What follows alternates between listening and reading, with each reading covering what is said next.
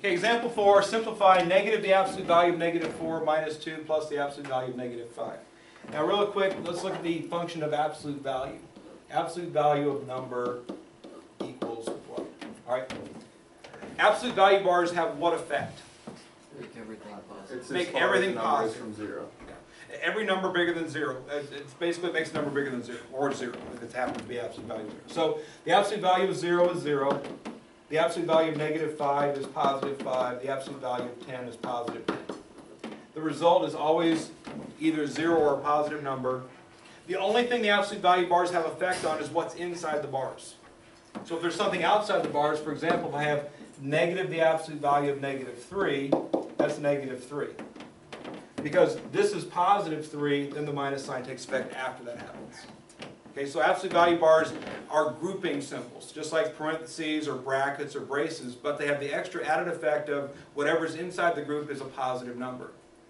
One other thing about absolute value bars that you need to know, it doesn't happen in this specific problem, but it will happen occasionally.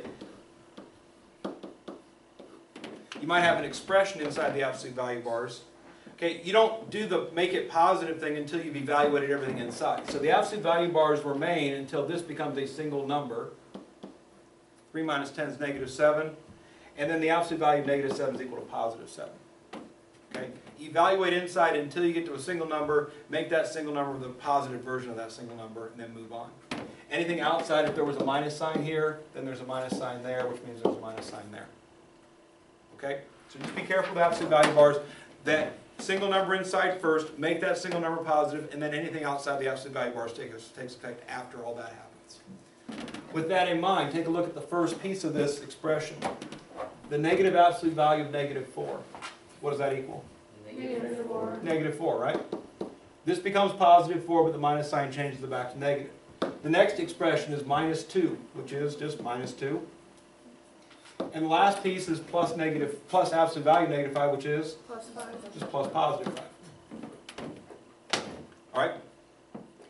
Deal with the absolute value bars because they are in the parentheses level of the order of operations. Deal with them first. Once we've evaluated all the absolute value stuff out, then we would deal with any powers. None. We deal with multiplication, division. None. Deal with addition, subtraction. Okay, notice addition, subtraction. These are both negative numbers. This is a positive number. The negative result is negative 6. The positive result is positive 5. Opposite sign, subtract. Bigger number, negative.